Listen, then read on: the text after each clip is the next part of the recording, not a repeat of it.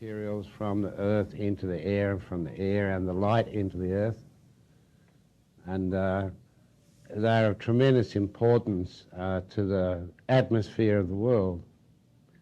And they enable us to occupy the earth.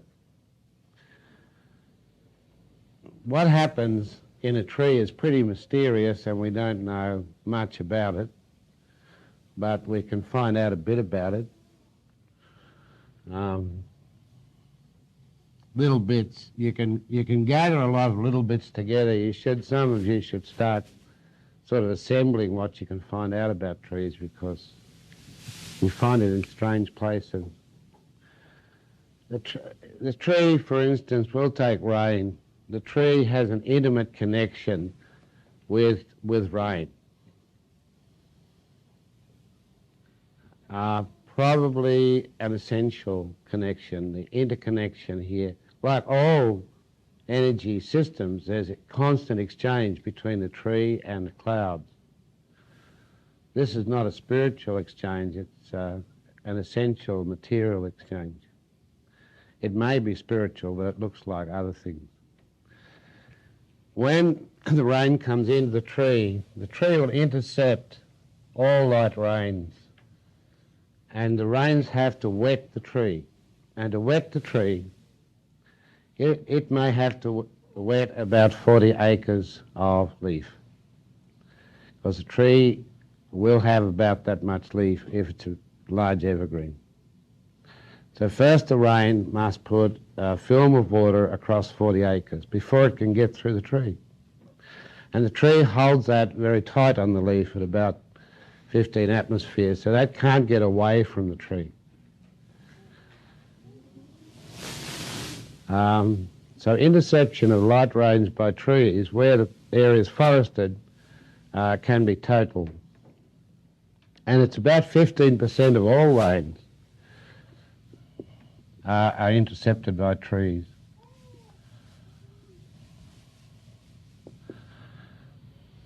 Which is what the atmosphere gives to the tree. Then if interception is satisfied, the needs of interception is satisfied, then you get a through flow through the tree. Then the tree does something very different to the rain. It redirects the rain by reason of its own structure, and it may, for instance, put most of that rain at its periphery and some of it down the trunk. But it certainly redistributes the water very differently from an open field. And each tree does something very different with the water. This tree, for instance, will put most of the water in around here. So it redistributes the rain to suit its own needs. Once the water has been redirected and it's got through the tree, it falls out of the tree and is called through fall. Now, if you catch the through fall here in a cup or something, it is not rain. It's as different from rain as what goes down the plug in your bath is from what comes in through the tap. It contains 20 or 30 times the phosphates of rain. It contains a whole slew of trace elements, and it contains organic acids. It's the tree's bath water, and it's a much richer substance than rain. And the reason for that is that the tree is doing other things. It may have some electrostatic attraction to dust, and certainly it can keep itself clean. The big failure with artificial trees is they get dusty. Los Angeles replaced all its real palms with artificial palms, but the cost of washing them every day was too great. So a live tree is much different thing from an artificial tree. A tree actually does things. It either repels or attracts dust, and it may repel or attract different ionized particles. So the through fall is of very different quality. And it's true to say that in all the pastures out there, The only highly nutritious pastures are those near or below trees. And some trees, which we have specified as farmers' trees, will actually double pasture production or grain cropping. General group there are acacias and prosopis, mesquites, and all traditional farmers, those of you showing some interest in traditional systems, if you talk to a traditional Indian or Amerindian farmer, they both use prosopis, and they'll say, we cannot grow without trees. And they're right, you can't. You can't get any nutrient return. The trees have about 90% of their roots near the surface. Most of their roots where they put the water down. And they have about a few percent of their roots, maybe 10 or so, go very deep and draw on deep minerals. And these minerals come up, moisture is evaporated from the leaves, and many of the minerals remain on the leaf to be washed out in the throughfall. So if throughfall contains several substances, some produced by the tree, some of the organic materials, some drawn from deep in the earth, and some are gathered from the atmosphere, from the flow of insects and insect frass and dust through the atmosphere. And some manufactured on the crown of the tree from incoming light. So throughfall is an interesting substance. Now we know almost nothing about the quality of throughfall in different trees. Where we have looked at one tree, the river red gum, Eucalyptus camaldulensis, it has a tremendous input into soil nutrition. But we don't know much about any other tree. So we don't know much about the analysis of throughfall or its effect in the soils. I point out that it exists. When the throughfall gets through the tree, it soaks areas the tree wants to store water in and where it can access water with its roots. And it has some trouble here getting through. For every inch of humus that the tree holds, or for every 3 inches, we can absorb 1 inch of rain. So if you have you can walk through an old beech forest up to your knees in humus. So it can absorb a 3-inch episode of rain or 4-inch episode of rain, and the rain doesn't move. So this, in a proper forest, is actually a blanket of moisture. The tree itself is 98% water, or 93 to 98, depending on the species. So the tree is really, it's like we are. It's mainly water. Without our clothes, we'd probably seep away.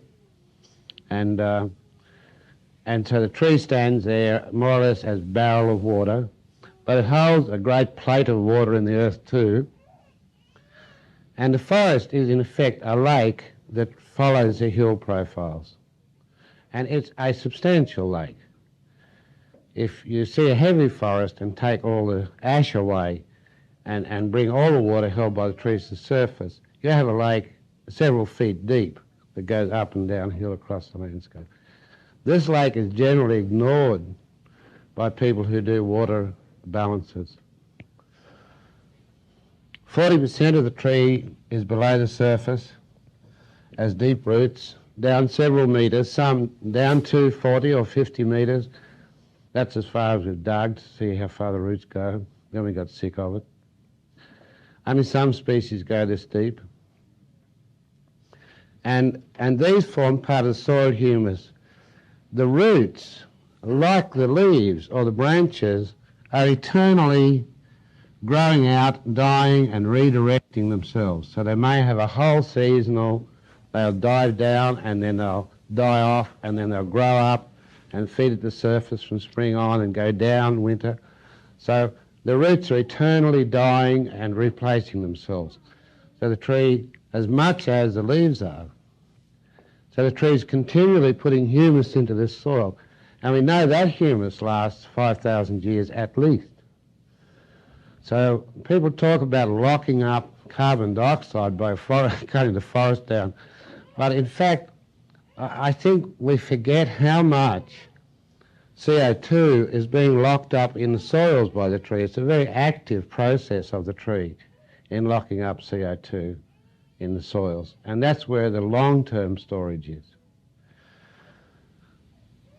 So we don't know much about that. There's very little written about that aspect of forests. But if you keep your eye out, you might keep finding things. Once the water gets through there and it takes a heavy rain episode, then it goes into the soil, infiltration, and there it has to satisfy the soil. Now, if there are trees and there's a good ionic balance in the soil is composed of little particles, and it's little conglomerations of clay and humic minerals. And the water that comes through them has to satisfy the need of each of these. So it's bound on to the soil particles from, 4 atmospheres to 15 atmospheres. So the soil holds it up, holds it very tight. And the tree can take it off the soil particles down to this one. And that belongs just to the soil itself. So soil is never completely dry. It always has that film. And, not to your surprise, but living in the film on the soil are millions of aquatic organisms. Yeah. So the soil is full of small aquatic organisms. And some of them live right down there in on the 15 atmosphere zone, and they put little whisker out so they can breathe, because it's very viscous there near the soil particles. Gases, of course, permeate the soil, and it's very essential to the gas composition that water does flow through. Excellent. Now, this is bound on so tightly that infiltration is very tightly bound for some meters, and only later do we actually get some form of groundwater flowing through. So forests have a tremendously moderating effect on water, and they're very conservative in storing water, excess water. Good. Now, why do they need all that water stored? The answer is they use it. That goes out again. So down it comes, and out it goes. And a very large tree needs, or can pump out 500, 800 gallons a day. Excessively large trees are 1,000 gallons a day. So the tree now returns unused water, this time distilled water, to the atmosphere. Okay? So that's its function. So it's in constant trade, bringing down, holding water, and then returning it to the atmosphere. Okay, so water out. Now, when it does that, it rehumidifies the airstream. And trees are responsible for about 3/4 of all rain.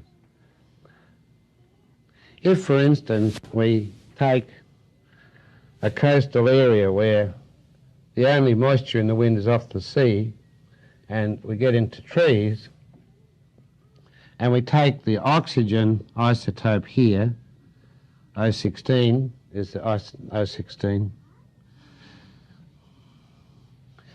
it comes out of the sea, and we measure the number of that isotope in the first rains. Most of the rain is derived from the sea. But by the time we move inland and measure in the second series of rains inland, about 60% is derived from the trees, and it's oxygen isotope 18, which is specific to trees, the water exhaled from trees. That becomes 100% by the third rains inland. So inland rains in places like this depend entirely not on the ocean, but on the recycling of moisture from the soil by the trees. So without trees, your rainfall, 3 parts of your rainfall will disappear. The rivers wouldn't flow. No way that the Amazon can flow on the basis of the rain coming in from the sea. It has to be continually recycled. The Amazon balance doesn't add up. For the rain coming in is not the water coming out. It's far too excessive. Discharge of rivers is way above the potential for discharge of the rainfall. All these things are critical to your survival, you know. As you'll see, you know, if somebody says, you know, the year after we cut the trees down, water stopped, you'll say, oh yes, what would you expect, you bloody idiot? Right. Could you sum up that statement one more time? Be 3/4 of the water? Yeah, about 3/4 of the water discharged from streams wouldn't be discharged unless the catchment was forested. Yeah, on onshore coasts. Yeah, that's what the mama were doing. Yeah, well, the mama got a lecture on this under an army tent.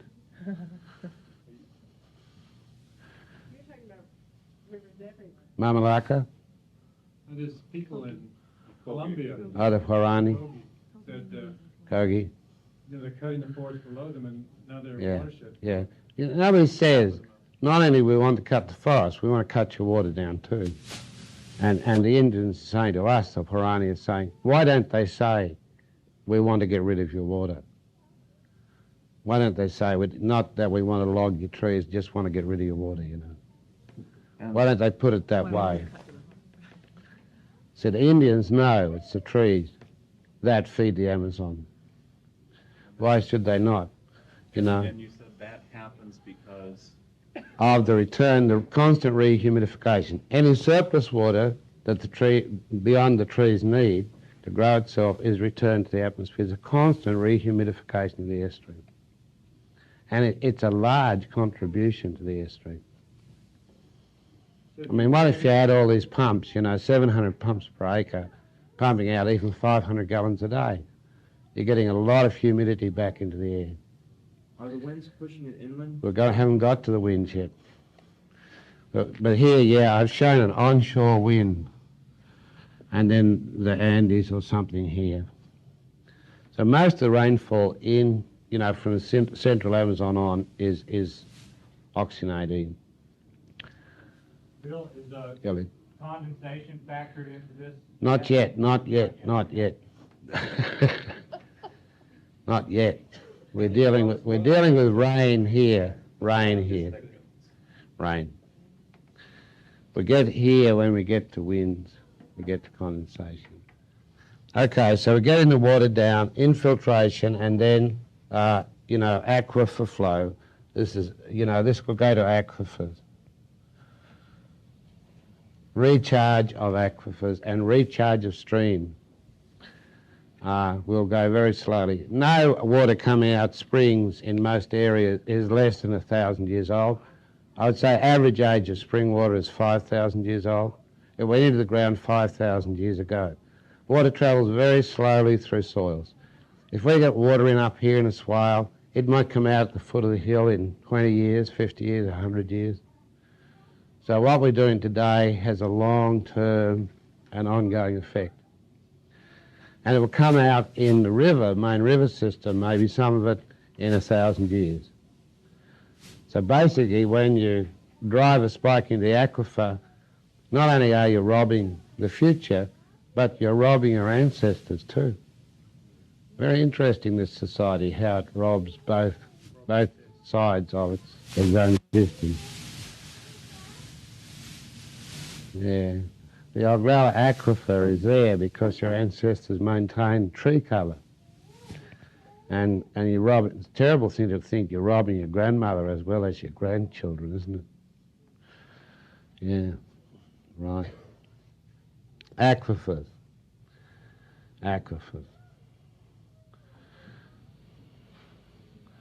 If you take a genealogy, you're here at the base of your genealogical tree, right?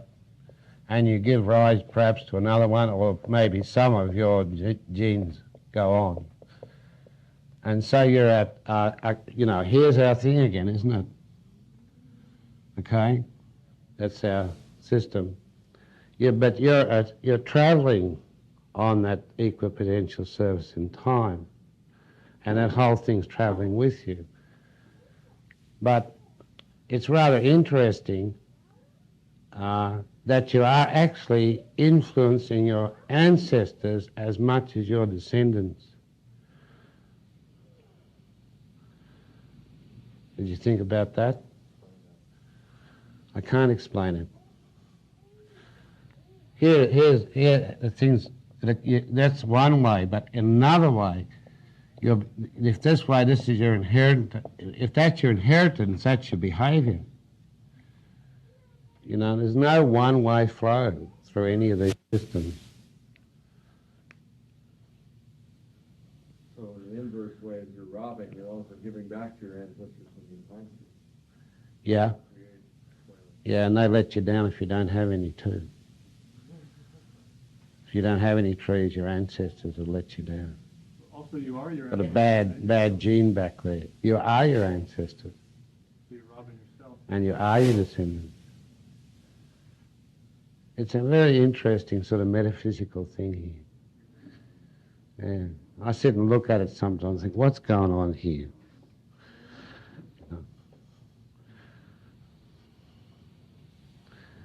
Anyhow, you know, I would like to put these little mind blinders in here, little mind blinders. Just look at that and think about it. Okay, this is all pretty mind blinding. And I can't say that we understand it. And we hardly have an outline grip on it. The tree is something more marvellous. How could you possibly be bothered to invent fairies or divas or angels when you have something as fantastic as a tree? Why would you want to invent miracles when you got one outside your bloody window? You can't understand that. You have to invent bloody angels because you can understand bloody angels. You're like a scientist. You can't measure anything that you don't make to measure. You have to make something before you can measure it.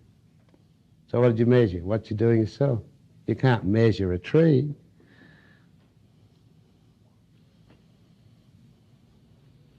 Yeah. Spiritualists, in the modern New Age sense, are very like scientists. It's only what they invent that they can understand. They can't understand anything of anything out there. Colonic irrigation won't allow you to manage the landscape. Right. You know, it might if you stuck the nozzle in your ear and took it out here and washed out your tarry impacted ideas. Right. The rain. The wind comes in. This is the wind here, you know, one of these guys. And about 40% of it goes over and about 60% of it goes into the forest, edge of the forest. And within 100 metres is barely measurable, and in 1,000 metres has no effect whatsoever. It's absolutely still 1,000 metres in. Now, the wind comes in. Imagine the southeasterly today. You know, it will drive great fleets of galleons carrying thousands of tons of cargo, thousands of miles effortlessly. It goes into the forest and disappears. Shit! Imagine all those galleons sailing into this forest and just stopping. What does the forest do with the wind?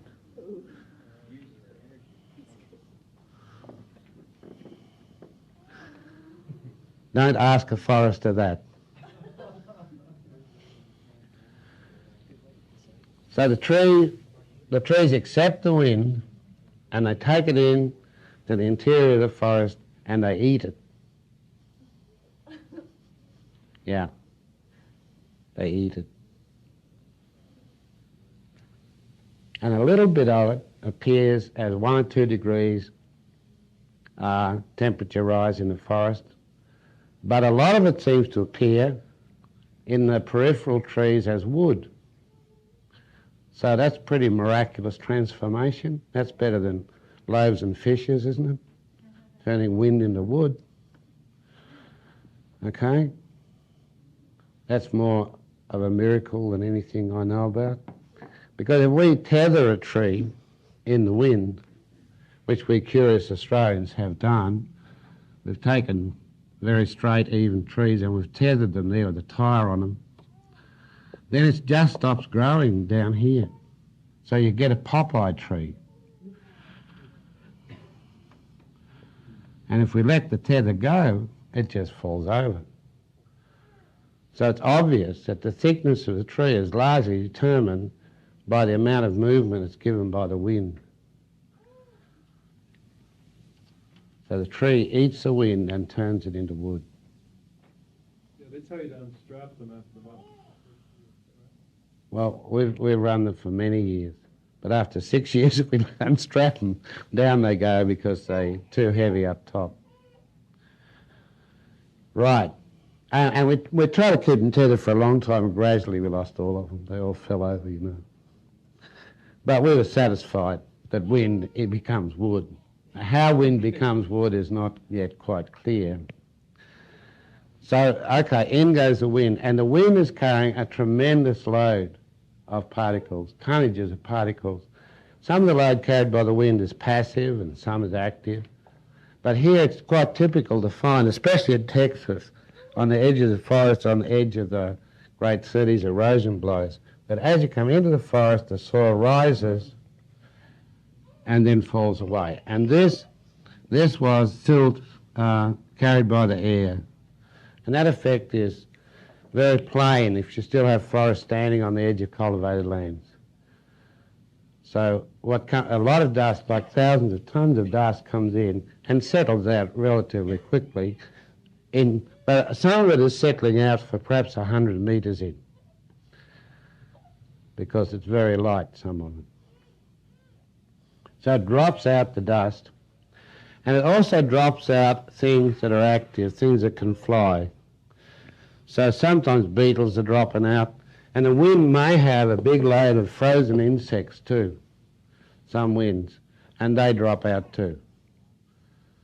Right. So sometimes one or two whole clouds, the dark clouds you see, are simply totally frozen insects. There's very little water in them. There might be 30,000 tonnes of insects in a single cloud. Have you seen the birds going up in the afternoon wind spirals? They're going up for ice cream. Right. So here comes the wind load, and it drops out in the forest, and that adds a tremendous amount of exotic nutrient. You know, it adds proteins and it adds minerals and a lot of stuff to the forest. So the forest is gaining a lot from stopping the wind. It's actually taking its cargo away, and it's releasing the wind, warmed up, moistened, and free of particles back out into the air. And it's coming up the crown, and actually it comes out the crown often in much the same places. So if you're looking at a hill across there and you watch the mists rising out of it, it's usually out of the same places in the forest. So it has little air emission systems. And if you're lucky enough on a day of very low cloud to be in a hill like this and see the mists rising from the forest, they rise about the same spacing as whirlwinds rise from the desert. That is, they're about half a kilometre apart, about half a mile apart, and they're quite regular. So you see them as a set of spaced strings ascending to the cloud base. This is warmed, cleaned air, humidified, joining the cloud base. You can photograph it, except the light is always bad, because it's when the cloud base is so low and you're below it and can look down on the vast forest, you'll see these spirals rising out. And they would rise out at the same spacing as a hellishore cell, or no, not a hellishore cell. Here's a guy to boil wax on a plate. They rise out, they form a hexagon like bees. They'll rise out exactly the same way that mud cracks. They'll come out at 3 junctions of the mud cracks out of the forest. So what are the mud cracks in the forest? I ask myself. What are the cell walls of the forest air system? Obviously the forest has air cells. What are those air cells? Don't ask a forester. Knows nothing about all those things. What do foresters know about? Wood? Dried wood. Can I ask about, do you get any of these benefits if you just set up a windbreak when you get soil accumulation? Patience. Yes, you will. You get probably the heaviest accumulation just with a 5-tree windbreak. And after that, there's less and less drops out. But if you look at the edge of the forest, you just, you know, I've often done it. Walk into the forest, you go over a mound, and it tapers off slowly on the inward side. But it never entirely, there's still stuff settling out, you know, probably 1,000 metres in, yards in. Okay, that goes through. Now, we've sort of dealt with this. This is swallowed. 60% is eaten by the forest, the wind eaters. Look at them, look at them. This goes over, and what is this doing? There's 40% that goes over. Look at it, what's it doing? It's shaking the crowns of the trees. So what is it doing on the crown of the tree? What could the wind be picking up there off the crown of the trees? Yeah, dust, pollen, insects, decaying matter, and most importantly, every one of these trees has thousands of colonies of bacteria. And they're often the same sorts of bacteria over a whole genera of trees. So it's shaking off the bacterial colonies and whistling them away into the general atmosphere. The most important things that the tree returns to the air, except water, are bacteria. It's true to say that if we analyse the rainfall and look in the raindrops for nuclei, about 90% of nuclei is organic matter. Only 10% is inorganic. Rain will fall on the basis of the ice forming around a salt crystal, luckily. It will not form around sulfur crystals or particulate matter from exhaust gases, but most of it forms about bacteria. Most of those bacteria are the bacteria found on the crowns of trees. There's a bacterium called Pseudomonas syringae.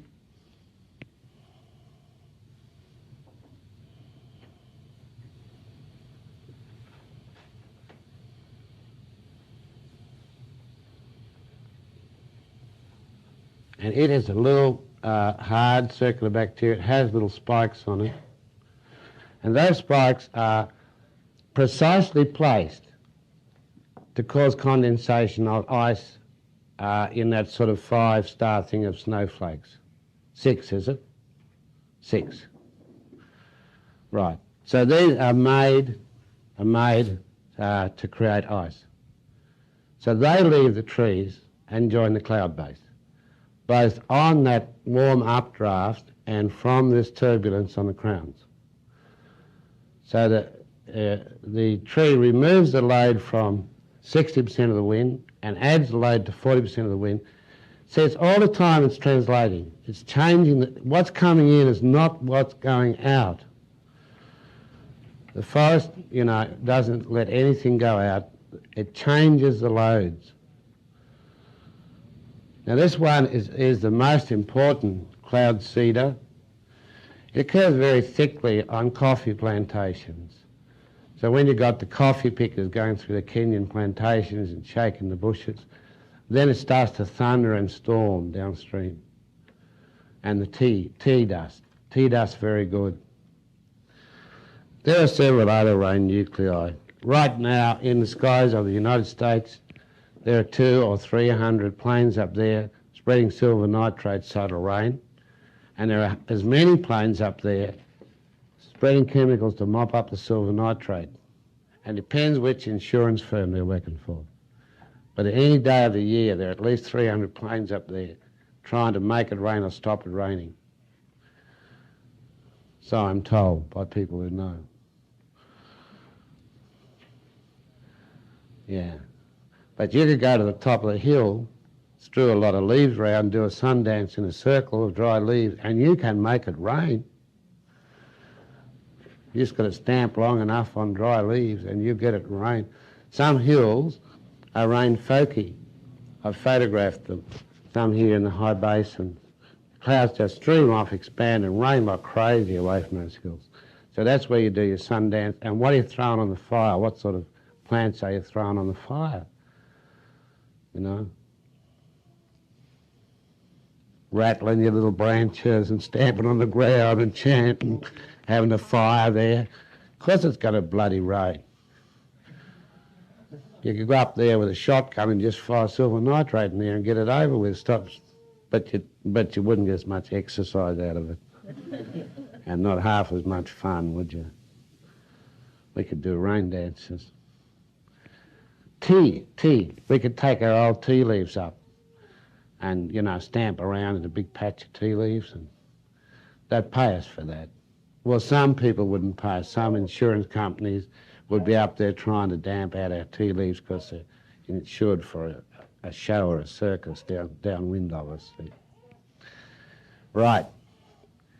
It's very interesting that this is such an important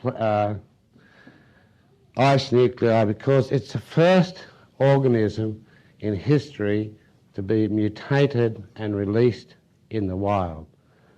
And it was released in the wild in California. It looks like this.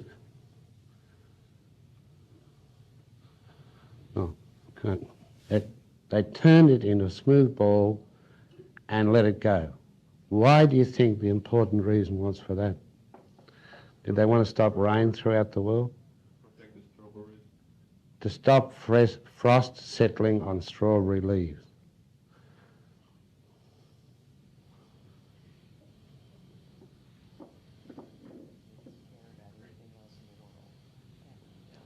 So if it stops raining one day, you'll know it's also stopped frosting the strawberries. Okay?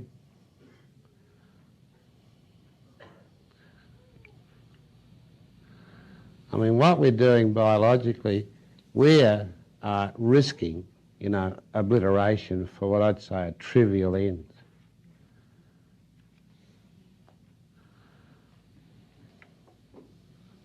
Only poor old Rifkin protested. Nobody else was interested. Jeremy was raging up and down there saying, no, don't let that go. But anyhow, nobody said, yeah, why not? You know, we don't want frost on our strawberries. And there is another thing about stupidity. Only stupid things become extinct, really. Apart from the fact that rigorously applied stupidity becomes evil, only really stupid things become extinct. It's true. Lack of information makes you extinct.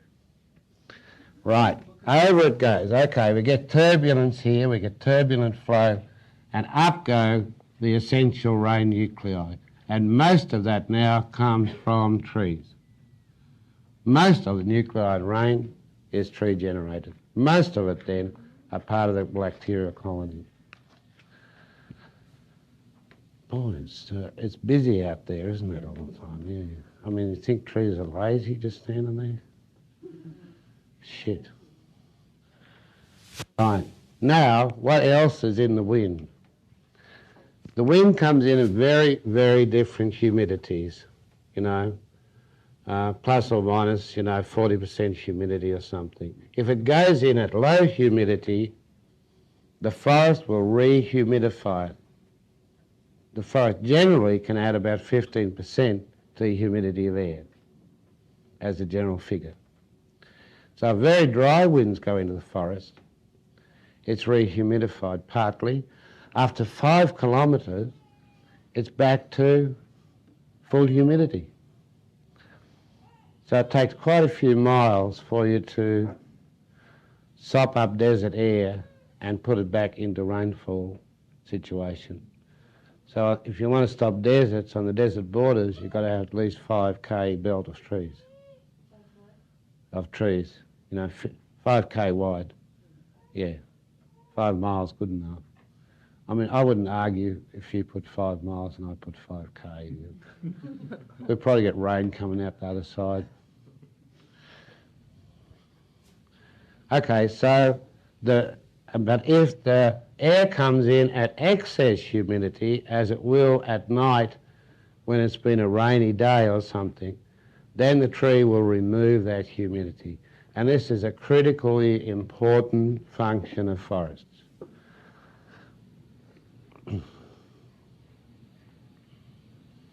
At night, the tree will be a little cooler than the incoming air often, and it starts condensing water at about 5 quarts a square metre, something like that.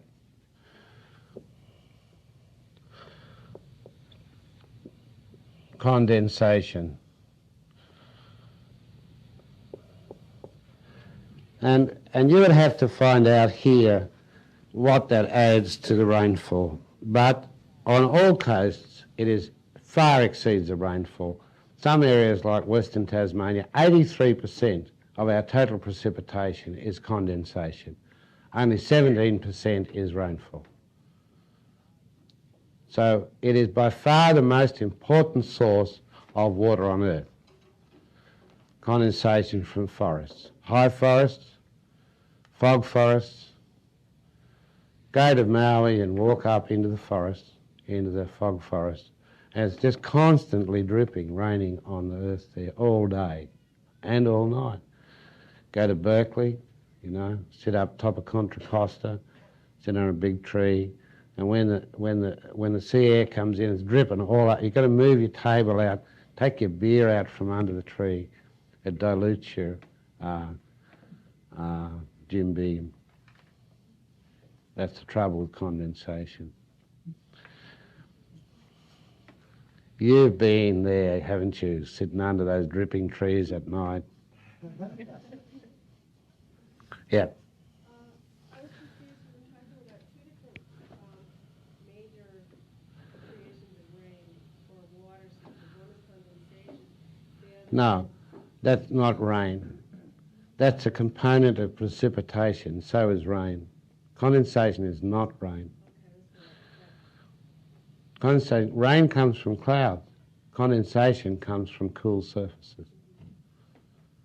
Your windows, wire fences, trees, shade cloth, all will condense moisture from air. So is there a cycle of water that's going on within the forest itself that may or may not affect, enter back into the atmosphere? Yeah, there's always an atmospheric exchange, and it's vigorous and constant between trees and the atmosphere and the cloud base. Something not mentioned if you've ever studied meteorology, and still quite hotly denied by meteorologists, that trees can have any influence on weather, because it never got into their course. That's why. You've got to deny it. If you didn't get it in your course, you've got to say it didn't happen, right? Incredible to say that. Okay, we haven't finished with the wind. This 40% that rose up over the forest compressed the streamlines in the air, which you understand, just as a rocket compresses streamlines away from its nose. It compresses the streamlines for a height of 40 times the height of the tree. Okay? So if the tree is only 40 feet high, the effect ends at 1,600 feet, well above the cloud base. Therefore, the bump, it causes basically orographic rain. Now, that component of the rain, given by people who have measured it to trees, because of the lift of the air over the trees, is 40% of the rainfall. Put that down. So if we go to to areas where they have studied this. There are only 3 in the world, the Netherlands, Sweden and Tasmania, have put out thousands of rain gauges in the lee of little windbreaks and things. And we get 3 rains, and they're all overturned rains after the edge. All of them are caused by the orographic lift over the tree edges. And that's 40% of all rain. And they occur in bands parallel to the trees, but 15 degrees off, each one being more 15 degrees that way. Same as the Coriolis force. So instead of actually falling dead parallel with the trees, they keep altering their angle. So there's 3 bands of rain, each 15 degrees off the direction of the wind. So what happens after it turns around 90 degrees? If we kept coming, I wondered, could we bring the wind round and sort of... I wondered if could we make a great gyre. What we could do is make very much the same as we make on coasts. We could put 2 rows of hedges like that and bring those winds to a fantastic force here. We can do it with waves. We can run waves up 70, 90-foot cliffs like that. We could do that with trees. Nobody's done it, but we could do it. Well, I'm saying if it keeps turning 15 Yeah. degrees after... But if you do it both ways, right? Turns, it's now feeding into the Yeah, outcome. I know. So what would I actually put a speculation somewhere. I've written it somewhere. Could we create a great gyre? And we probably could. You probably wouldn't notice it. The wind would just go on. keep rain, it'd be a stationary rain? Imagine. That's what the creationists say What happened. could we do? That's what the creationists say that happened. There was a great canopy, and then it collapsed. Oh my God. We cut the bloody trees down and stopped it raining forever. And we got the Sahara Desert. Wow, imagine. Yeah. How can you visualize this? Hmm? Can you kind of explain that again, the orographic lift, and what's 15 degrees off of what? There's the direction of the wind, and the rain bands should fall, at 90 degrees to the wind as they come over like that. But whenever anything spirals, it sort of slews. So it actually, the 15 degree, that's a constant. If you put a rock in a stream, and a stream flows past, and you get a turbulence, whirlpools, offset each side, those whirlpools at 15 degrees across the stream. Whenever you get turbulence, whether it's going that way or that way, it will be 15 degrees across the flow that causes turbulence. I think it's a Coriolis effect. Anyhow, we can say it's a Coriolis effect because we don't bloody well understand what else might do it. Nobody's suggested why that's a constant.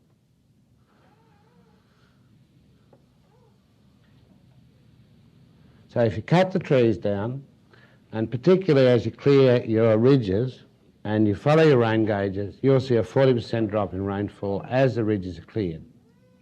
Okay? Now that many of us have measured. We've done that very well in Tasmania. We've followed the photographs of the clearing, we've followed the rain records, and that's the effect you get. Right. And if you place your rain gauges very thickly, that's a component of rain additional to the general rains, is 40%, caused by orographic uplift at the edge of trees of 40 feet height or more. Some uplift occurs much lower heights, but then you've got to have a low cloud base. Okay. You spell orographic. Yeah. Oro, O-R-O, graphic, G-R-A-P-H-I-C, or if you're American, G-R-A-F-I-C.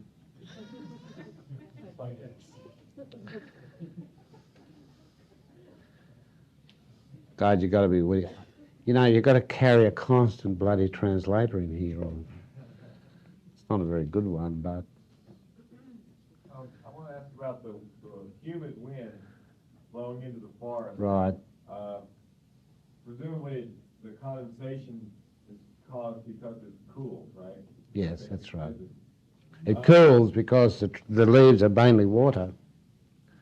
Okay. Yeah. But then the question I had is, what happens to all that condensation? Do the leaves suck up a bunch of it? No, it drips. It comes off. In fact, so much of it comes off that if you go to the Canary Islands, there is no rain, all the precipitation is condensation, and all the remote villages have to plant a tree called Alcatea foetens, which they call the rain tree, and around the tree they have stone cisterns which lead to the village tank. So the villages actually depend for their lives on the existence of the rain trees. A factor used, I have to say, by the conquistadores, who busily cut down the rain trees to, you know, the Guanche people lived off the rain trees. So when the Spanish came and they wanted to bring in the remote Guanche, they cut down the rain trees. And there were pitiful attempts to hide these trees. The Guanche actually thatched them over and dusted them over, but of course they're easy to find. Yeah. But if you read the history of the conquest of the Canaries, you'll find the rain tree figures large. It's like kind of cutting the water pipes to the city. Kind of killing the buffalo. Well, these are cooler too because they've been evaporating water, so they're relatively cooler than airstreams. So they're good condensers, trees. And it doesn't seem to me to be much different between conifers and broadleaves. But the renowned condensers are shiny leaf broadleaf trees.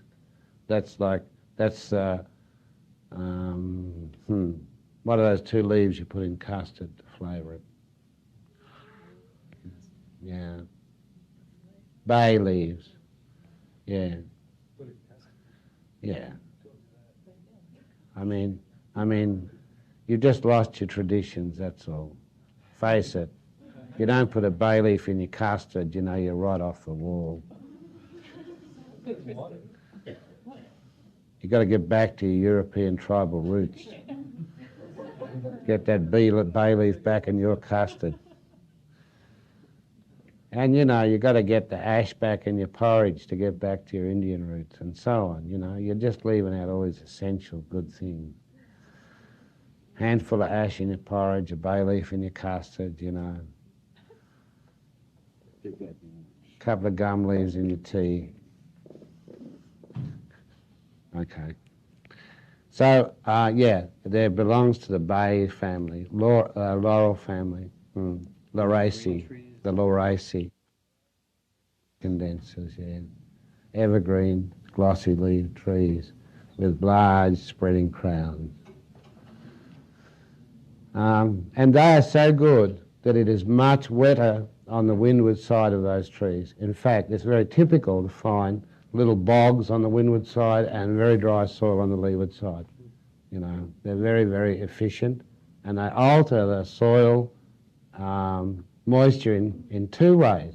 One is that on the windward side, they condense most of the moisture, falls off the crown there, and less on the leeward side. And the leeward side too, there's slightly lower pressure from the wind, and so more is sucked out there too. So across a clump of trees, there is a huge soil moisture difference. So if you want to move around that clump, you can find totally different habitats for roots. You can put tamaracks one side in the bog, and you can put olives on the other. That you notice, when I was up on the reservation at Pyramid Lake with the Shoshone people, I walked out one morning, there'd been a heavy sort of foggy ground wind. I said to them, look, you've got to plant on the leeward side of your tussocks because there's over a foot of water in the sands on the leeward side. But on the other side, the sand was dry. So we found out where to plant our trees, looking around. So watch it. One side of the tree is not the same as another. And if we lay out a hackberry guild for you, when I say to you the things are oriented north, south, east and west, they're probably oriented wet, dry, shady, hot.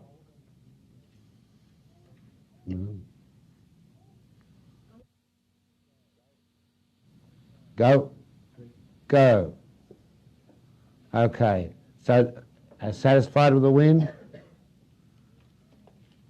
big loads coming in on the wind, big loads being returned to the wind, totally different loads. What comes in is not what comes out. That's a general rule of nature. That's the first rule of nature. What goes in is not what comes out. And the second one is the higher the fewer. The higher the fewer.